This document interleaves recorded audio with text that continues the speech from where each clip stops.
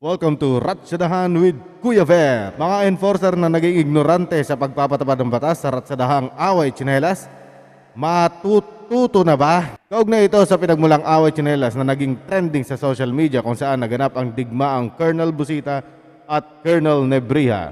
Kamakailan ay isang kaso ng huli sa backride na nakatsinelas na naman ang kumalat sa social media, ngunit ito ay na-contest. Kinontest ang naging huli na ito at nanalo gawa ng Resolution 13852 na siyang inilabas din ng Traffic Adjudication Division ng MMDA.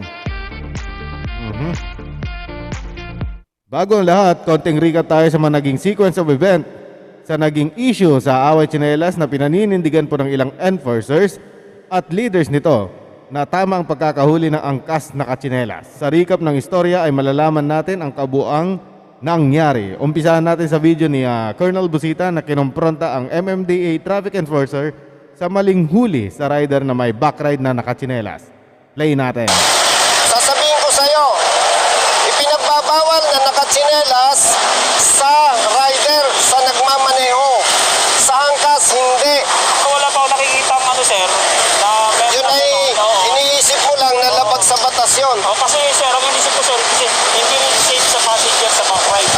Kaya so maganda ang intention mo dahil hindi illegal, illegal. Kaparehas din niya nung dating panghuhuli ninyo doon sa mga naka-short pants.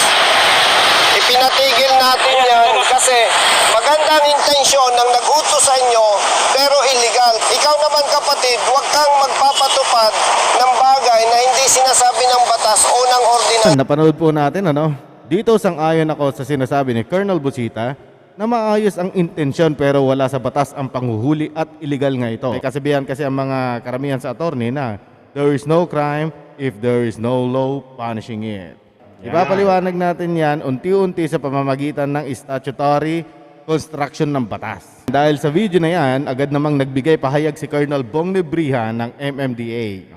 Teka lang.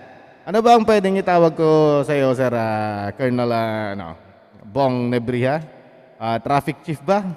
Bong Nebriha is fine. I do not go by the title. They're just calling me Colonel and Colonel Bong na lang. Okay, so ito naman ang naging reaction ni Colonel Bong sa naging pag-epal ni Colonel Busita sa naging huli sa angkas bawal tsinelas. Babasahin natin Ito po. Ilabas mo ang batas na nagtatalaga sa iyo ng kapangyarihan na pagbayarin ang enforcer namin ang isang araw na sweldo ng hinuli nila. Baka usurpation of authority ka, boy, para iutos at ipilit sa enforcer namin yan. Kung may problema ka sa huli namin bilang dating pulis at membro ng HPG, alam mo dapat na adjudication nire-resolve yan at wala kang karapatang pakialaman huli ng enforcer namin. Kapag mali enforcer namin, yaan mong yung hearing officer, ma-resolution yan at di ikaw. Kung gusto mong mag-hearing officer, mag-apply ka sa MMDA at di yung nagpapasikat ka sa YouTube. Marami ka bang views? Malaki na ba kita? Pangbondo sa eleksyon? Ayan, medyo nag-iba na yung tema rito. Medyo may something personal na, Huwag mong gamitin ang mga pobreng enforcer namin sa pamumulitika mo. Ginagamit mo lang ang riding community para sa political advancement mo. Pwede ba? Nako. Ito yung maraming hindi pumabor dito sa sinasabi. Pero sa tama si Colonel Bong Nebriha doon sa pagdadaan sa adjudication. Kumbaga, due process. Wala ka pang isang salita. Sabi mo sa enforcer namin, bayaran niya lang, di mo na iba-viral video. Nakiusap pa sa'yo at umuo ka naman kasi may pamilya rin yung enforcer. Tapos in-upload mo pa rin para magpasikat. Yan ba ang tatakbong party list? Walang isang salita? Gamitin mo galing. Huwag ibang tao. Minsan mo pang ulitin yan sa MMDA enforcer namin kahit hindi sa EDSA maghanda ka na ng abogado mo. But wait, there's more. Sabi parang pinag-uusapan na ng MMDA legal team kung anong pwedeng ikasa sa pakikialam mo sa trabaho ng enforcers namin. So yan po yung reaction ni Colonel Bong Nebriha. Ayan ang naging pahayag na ipinos ni MMDA Traffic Chief Bong Nebriha na kung saan ilan ay sinang-ayunan ito base sa LTO Administrative Order Number AHS 2008-015 Section 11 Penal and Other Provision Paragraph E. At ito nga ang nakasaad doon sa LTO Administrative Order na binanggit natin.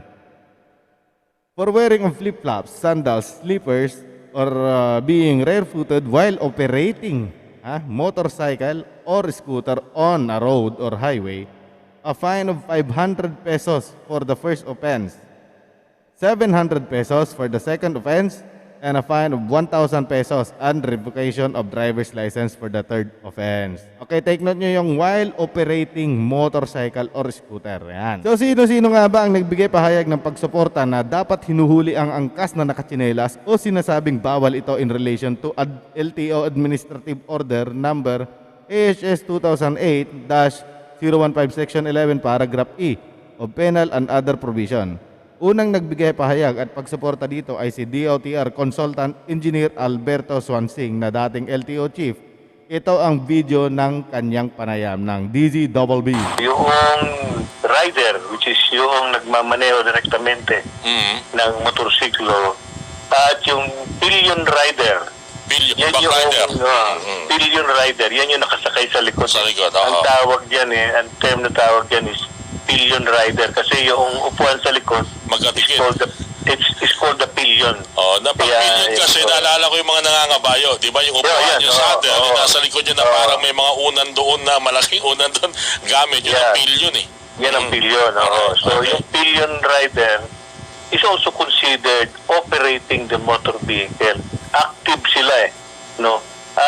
Malaki ang pagkakaiba ng, let's say, nagmamaneho ka ng 4-wheel drive na sasakyan at saka yan 2-wheel drive na sasakyan kasi ang kinikilos ng rider ng pillion driver, tawag niya pillion driver, ay makakaapekto sa sasakyan kasi nakahawak siya sa sa bewang noong rider tapos siyempre tawag nito kung halimbawa magbabanking papalipo ng kanan. Huwag ka sasalukat. Lilipad kayo. Titihaya kayo niyan. Mga ganon. Kaya, ang tawag yan, active siya. Okay, so in a way, para hindi siya... passive. Okay, so in a way, para nag-ooperate siya. So sa madaling salita, kung ano yung dapat ay katangian na binibigay sa rider, lalo-lalo na yung kanyang pananamit sa pagmamaneho. Kasi napaka-stricto ng batas na to Kailangan properly attired at nakasapatos. So ibig sabihin kung nakasapatos, ang nagmamaneho ng motor, yung pasahero nakasapatos din. Ganon din, nakasapatos din. Naku, naloko na. Please, malinaw ngayon. Doon sa mga nagkakagulo at sinasabi na hindi pwedeng huliin, tama po pala na manghuli ang mga traffic enforcer ng mga nagmomotorsiklo na mayroong pasahero na hindi nakasapatos o nakatsinelas lamang. Engineer, thank you so much. Maraming salamat din. Okay, thank you. Sige. Si Engineer Alberto Swansing, mga kapuso, Senior Consultant ng DOTR for Road Sector, ang inyo pong napakinggan. May pahabol pa rito, parang Benji. Gusto ko lang muna sabihin ng ating kasalukuyang LTO Chief ay si General Edgar Galvante. Bakit natin sinasabi yan? May connection yan mamaya sa paliwanag natin. Kasi ito nagbigay ng paliwanag, although dati siyang LTO Chief, siya ay DOTR Consultant naman. Na binigyang interview ng DZBB na si Mr. Orly Trinidad. At dahil dito sa sinabi ni DOTR Engineer Alberto Swansing na dating LTO Chief, sinang-ayunan din ito ni Attorney Trinidad ng MMDA ayon sa panayam ni Orly Trinidad ulit ng DZBB at ito nga ay muli nating pakinggan. Ang pillion rider o back rider, ayon po sa aking interview, Attorney Vic, kay Engineer Swansing, kino-consider ka rin nag-ooperate kasi ang word na ginamit is operate. Anyone operating a motorcycle vehicle.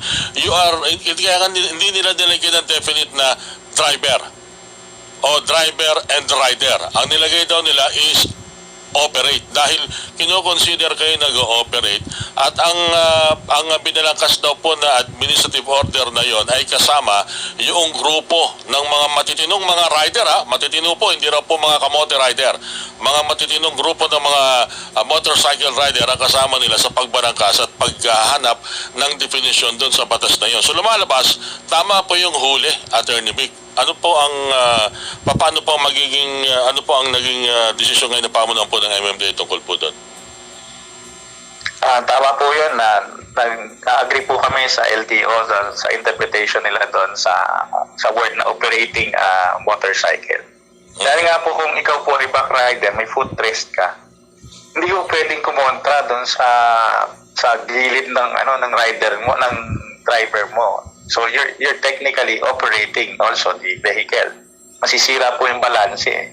Ang ayaw po kasi ng batas yung madali po ng slippers ng back rider. So ayan ang naging pahayag ni Attorney Trinidad ng MMDA kung saan nakitang sinang-ayunan nito ang pahayag ni Attorney Alberto Swansing, dating LTO chief na ngayon ay DOTR consultant. Pero matatawa kasi kung ano-anong pinagsasabi ninyo na kapag ang angkas sa motor ay considered as operating vehicle na, kasi kapag ka gumalaw ay posibleng may mga banking na ganyan. Ano yun? Considered as operating vehicle yung nakaangkas? Na ano yung pinagsasabihin ninyong pillion rider na considered as operating the motor vehicle kasi active daw siya.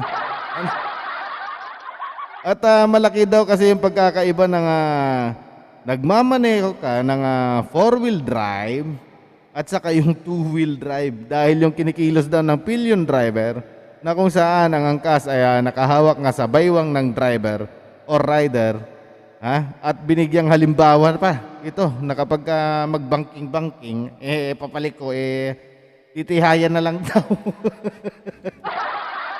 Ano ba yun? Kasi ang tawag doon, active siya. Civilian driver. Ay, anak ng Tuchiro. Tuchiro.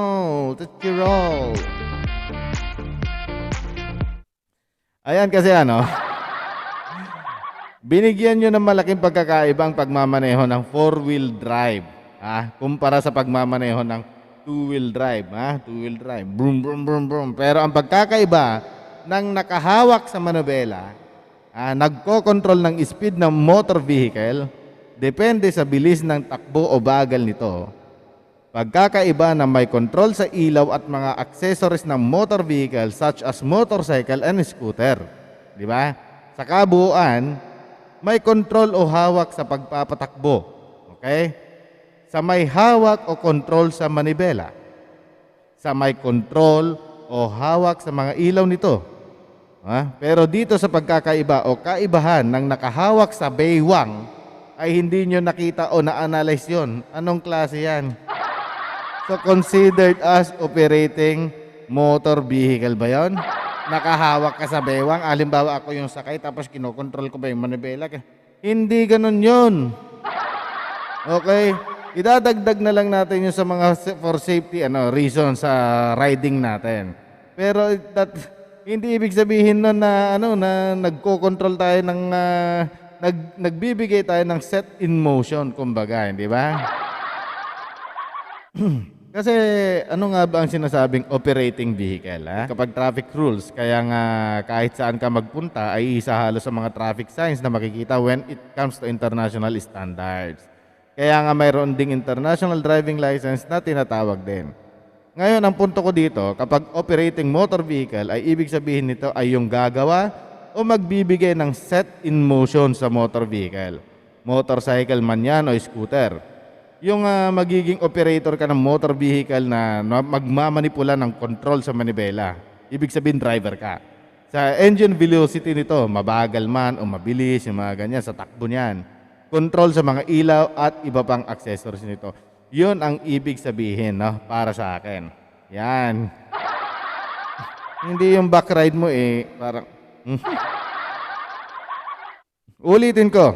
Ako mismo na motorista, nagmamaneho ng two-wheel drive pataas at ng karamihan ay sumasang-ayon sa napakagandang intensyon na dapat nakasapatos ang back ride for safety purpose dahil safety ang profession din naman natin.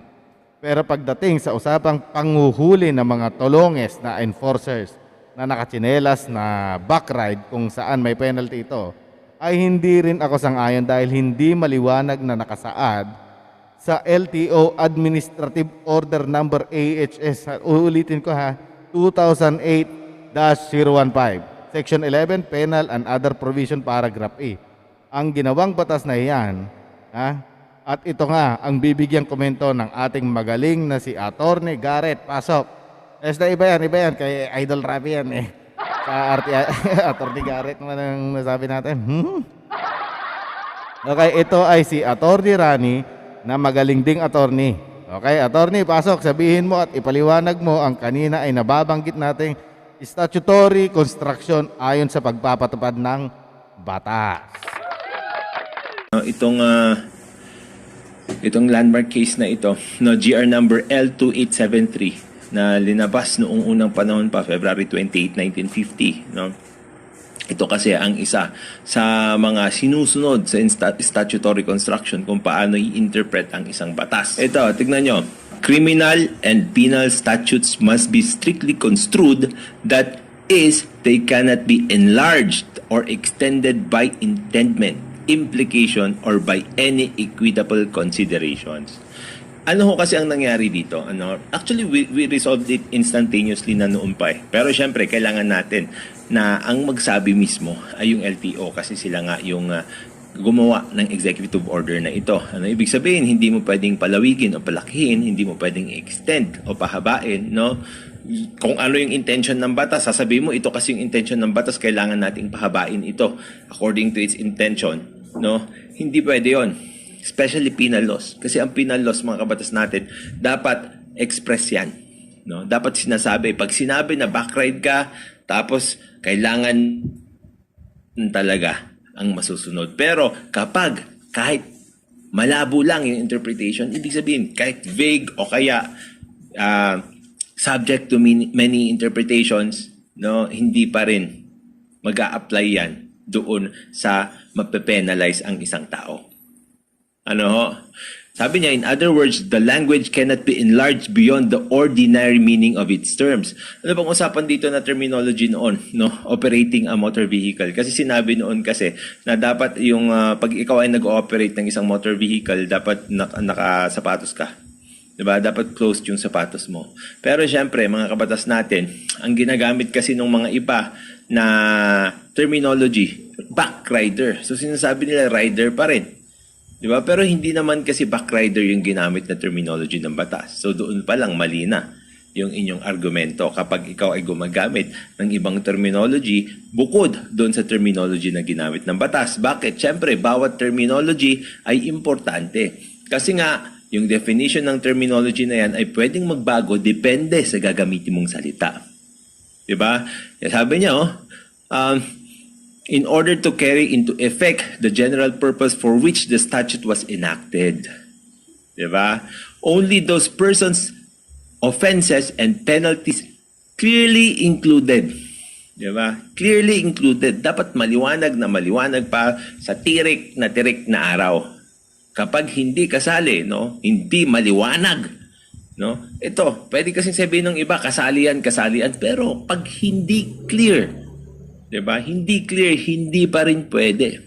Kapag hindi clear, hindi pa rin pwede. Beyond any reasonable doubt will be considered within the statute's operation. Sabi niya, this must come clearly with both the spirit and the letter of the statute. Ito, mga kabatas natin, dami kasi nagtatanong. Ano ba yung spirit ng batas? Yung spirit ng batas, mga kabatas natin, yun yung intention ng batas para o yung gustong ipatupad na batas, yung intention niya kung bakit siya ginawa. That's the spirit of the law. So hindi lang dapat yung intention ng batas na kunwari, di ba, ang intention nga ng batas doon sa ginawang executive order na yan para protektahan yung mga nakasakay sa motor. Yun na, sabihin na natin, generally ganon. Pero hindi lang dapat yung spirit o yung intention ng batas ang tignan natin, dapat yung letter. Kung ano yung nakasulat sa batas, dapat yun ang tignan lang natin. Tignan din natin. Kasi pag titignan mo dito, the spirit and the letter of the statute. Ang statute po ay batas. And when there is reasonable doubt, it must be resolved in favor of the person accused of violating the statute. That is, all questions in no doubt will be resolved in favor of those for whom the penalty is sought. So dito nga po sa ginawa ng LTO na ito, dahil nga, siyempre, it must be construed strictly against the government. Diba? So ibig sabihin, hindi mo dapat pagbayarin yung mga yan. Bakit? Kasi malabo yung batas mo eh. Kung hindi malabo yung batas mo, wala doon sa batas mo. Diba? Kung malabo yung batas mo, dapat hindi ka ma-penalize. Kapag yung batas, hindi kasali, yung pinipenalize nyo, dapat hindi pa rin ma-penalize. Ito, sabi nga nila, for safety precautions, oo na, di ba? Okay na, we have. That is intended for safety precautions. Pero you cannot find the people. You cannot make them liable. Because, di ba, even if you want, or you are fighting for your safety, di ba? Kailangan, pag nag-violate sila dun sa batas, kahit safety nila ang iniisip nyo, the letter and the spirit of the law must be consistent. Diba? And ang nakalagay dyan. Diba? So kung ang intention ng batas talaga, for the safety of everyone riding a motorcycle, andyan na tayo. Diba? Okay na yan. Pero, diba, the letter must be consistent with the spirit of the law. If it's not consistent with the spirit of the law, syempre, hindi pa rin mape-penalize yung tao na yan. Ano ang kailangan gawin? Diba? Kung gusto nilang isali yun, they must amend the law. Diba? Baguhin yung batas. Gumawa sila ng amendment dun sa executive order na yon, isali nila yung backrider. Ayan, ang galing talaga ni attorney. Bigyan isang bagsak dyan. Narinig natin na dapat maliwanag na maliwanag pa sa tirik ng araw na kapag hindi clear ay hindi pa rin pwede. Ano ang ibig sabihin nito?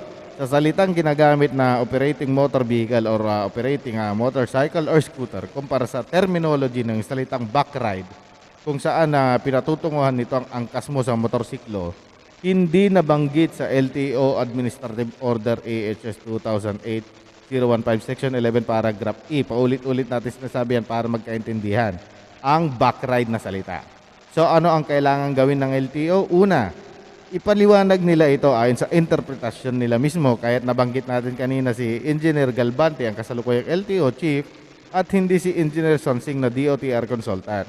Siguro mas maganda na si Engineer Galbante na kasalukuyang LTO Chief kasi yung pagsasalita ni Engineer Sonsing ay dating LTO Chief siya, siguro nung panahon niya ay ganon yung pagiging interpretasyon niya dun sa batas. No?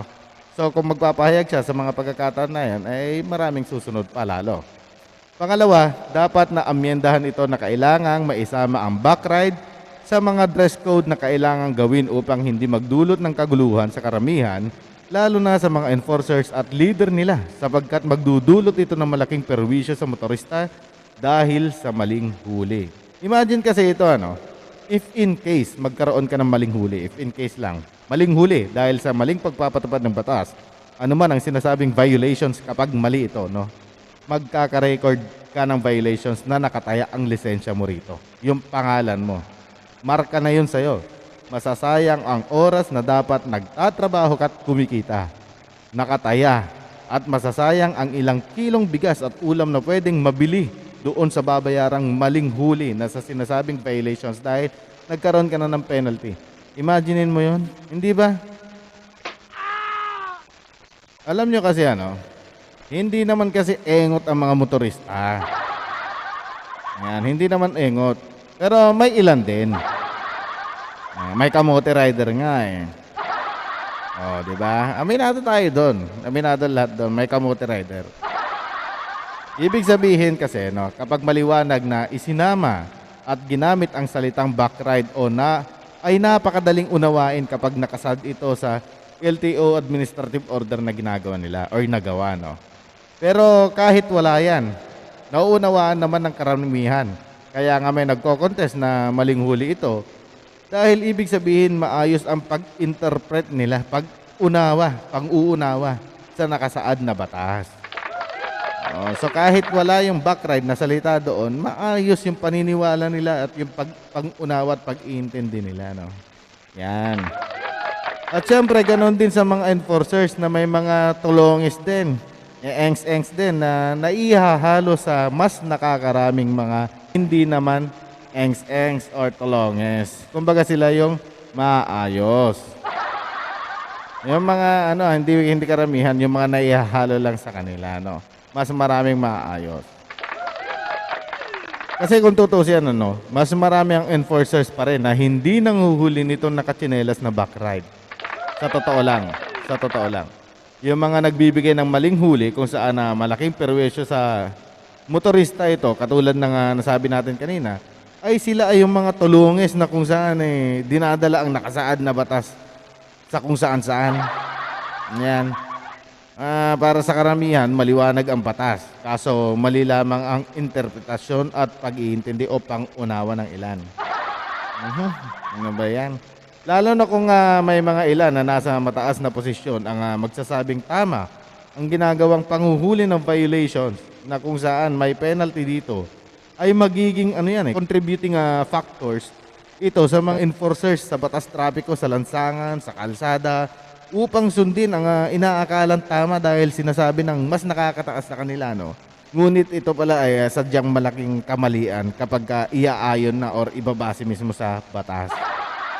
Eto mga to, sunod ng sunod naman dahil si ganito, nagsalita si ganito, nagsalita na ganito. May sinasabi pa na pulis lang yun, retirado pa, gumaganon pero tingnan nyo naman ang nangyari, di ba?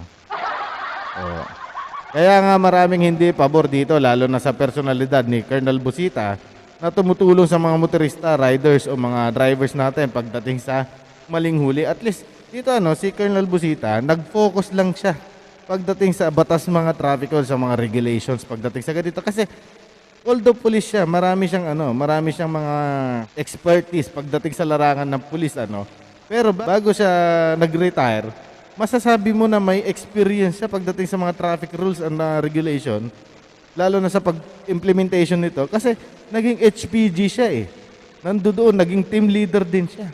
Kumbaga nasa kanya yung yung otorisado ng LTO para makapanghuli, mag-implement ng mga batas trapiko. Kaya't naiintindihan niya at alam niya ito. Hindi siya nakikialam sa mga ibang bagay pero nauunawaan niya. Kaya naman ito ngayon, idinaan niya sa due process naman din ngayon, hindi ba?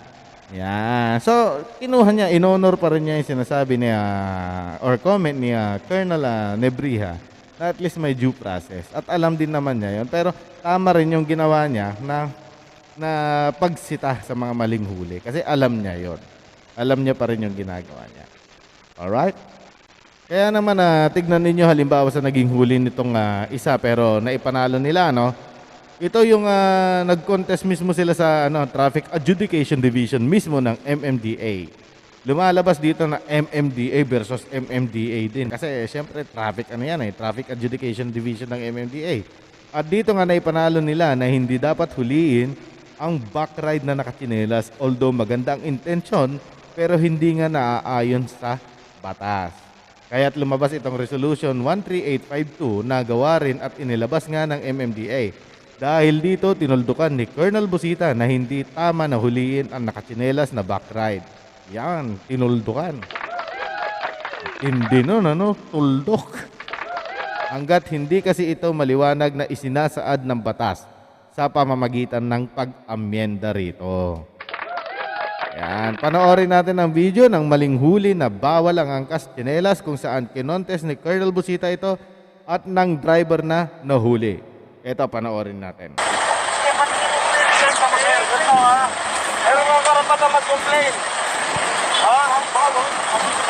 Oo, kahit tawag ko kay Colonel Busita. Kausapin namin si Colonel Busita. Hindi mo na lisensya mo, sir. Lisensya lang muna, baka tayo mag-usap. May desisyon na yan, galing LTO, sir. Huwag mo na itong ibang rider. LTO Chief Swansing nagdesisyon. Mali ang ni Colonel Busita. Bawal nakatsinelas. Hindi pa si Colonel Busita, pulis lang yan, sir. Retirado pa. Ayan ang video na kung saan kinontes at naipanalo po nila sa pamamagitan ng paghahain nito sa Traffic Adjudication Division ng MMDA. Maliwanag na ang lahat. Dahil sa inilabas ng Traffic Adjudication Division ng MMDA, kung saan ito nga yung Resolution 13852 ay tinapos na rin ni Colonel Busita ang away tsinelas. Salamat sa nag-interpret ng batas na tatlong attorney na ito sa MMDA Division na yan na siyang pumirma sa Resolution 13852 at naglabas ng resolution na yan. Ulitin ko, ako man ay pabor na dapat nakasapatos ang angkas for safety reasons dahil kung ganito ang intensyon ay napakaganda nito.